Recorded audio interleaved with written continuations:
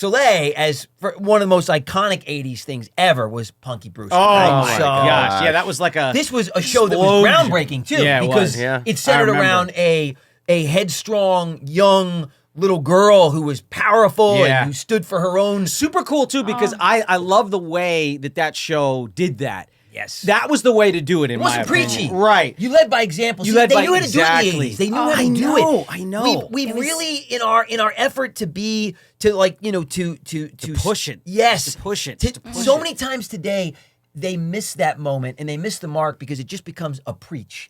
And preachiness, depending on, look, if you're not used to it or you're not open-minded to it, it feels like you're being preached at and you kind of go, eh. But there's a way to do it where you lead by example. Well, and one of the things also that was... The 80s did really well in a lot of entertainment. Exactly. And what was so incredible is like when you really think about the concept of Punky, that she was a foster youth, that she had lost, she didn't have her mother or her father, and that she connects with Henry and, has Brandon. I mean, literally, it was so dramatic in so many ways, and yet there was so much humor and the power of healing through laughter and Cherry. And, Cherry is still such a part of my life, to have that kind of friendship that goes and that decades. Diversity. It was you're talking about, this is like, we've highlighted a lot of this stuff now, but this was just organically happening there. in the 80s. And Punky is like, literally, I always say if I'm 120 years old and people still call me Punky, I'm like, I am so great with it because she's like my superpower within, you know what I mean? And over the last years when things have gotten hard or challenging, it's like I fully lean in to my Punky power. That is like, so cool, I'm like dude. Punky power all the way. And that is so awesome. Not to mention what about the iconic wardrobe? The wardrobe. Changed everything. Different Converse. Yeah, I know. Which, by the way, the bandana. Which, by the way, is still regarded. regarded. I do that. Oh, I wear see, two different Converse. Yeah. One of my favorite things is when some of my favorite hip hop artists or like athletes are like they love Punky. You know what I mean? Who came up with that? Who came up with saying, all right, let's put a whatever it is, a yellow Converse and a red Converse? We had the most incredible costume team ever. That was her vision, right? It was such incredible. Such genius. It was so genius. It was incredible. Just people were just really, really, really, they were really taking it seriously. I associate it to like architecture a lot of times, like, and I'm a big car guy, right? So I always bring it back to cars. They had sculptors designing the cars in the 40s and 50s. Yeah. Like these were artists.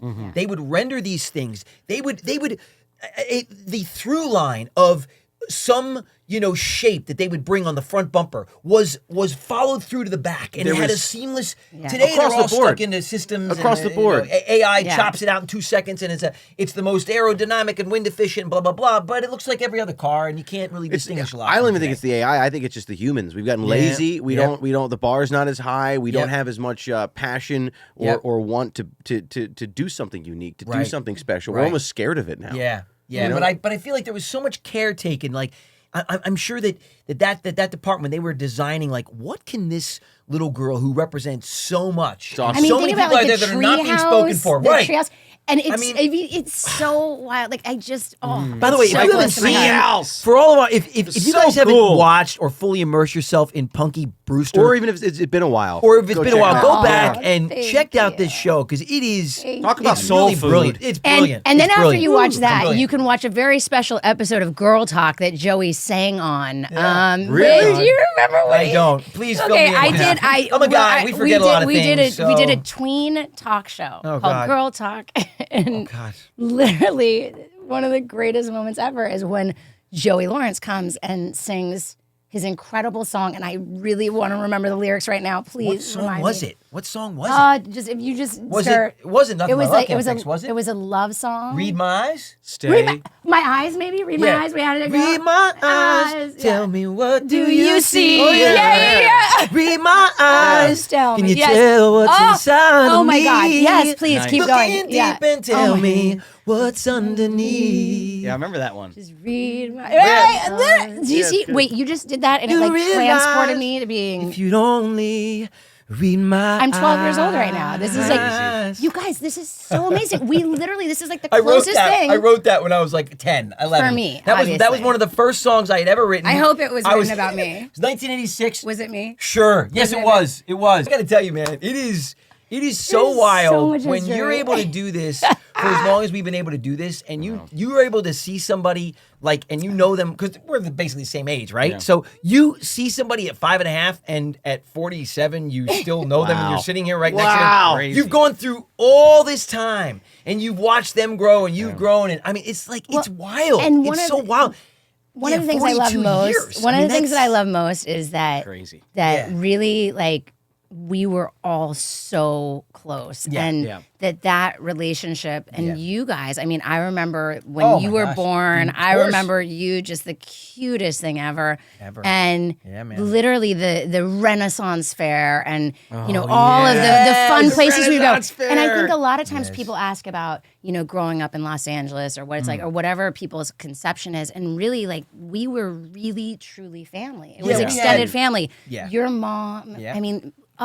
Our moms, the way that they got along. had their beautiful relationship. Yep. Your parents would drive us to movies. That's we right. would, Right. go hang out at the Yep. Beverly Center and run around and That's hide right. underneath, Underneath the couches the and stuff there. couches. Oh my gosh. And, Oh and my really, gosh, that was so. Oh my gosh, we were so I think young. that there's gosh. very, it's really rare to have those beautiful friendships that last throughout lifetimes, and I think we've been so blessed to have that. And I love you guys. We know, love I you love you too, too. and it's really rare, because it's really rare to have those kind of friendships in any Period. walk of life. But I feel like Hollywood gets the stigma so many times that you have like Hollywood friends, and there have been a lot of those friends where you meet them and they're I love you, you're the They greatest. come and amazing," go. They come and go. It's hard to maintain the Right. relationship. But we actually had genuine friendships Absolutely. outside. Like we were genuinely friends. Like it was like if we had met in Philadelphia where we grew up, Yeah. and we had just met at my nursery school. Totally. That's the kind of friends Absolutely, we were. and I It doesn't remember matter. we would have exchange. We'd write each other letters while Yep. you guys were in Philadelphia, Yep. and Yep. I was like, yeah, Oh, my pen God, pals? yeah. Yep. I Oh, think yeah. I still have like Super a cute. picture that you Yep. sent me from like Yep. your teen No, years. Yep. Yeah, Yep. You're talking like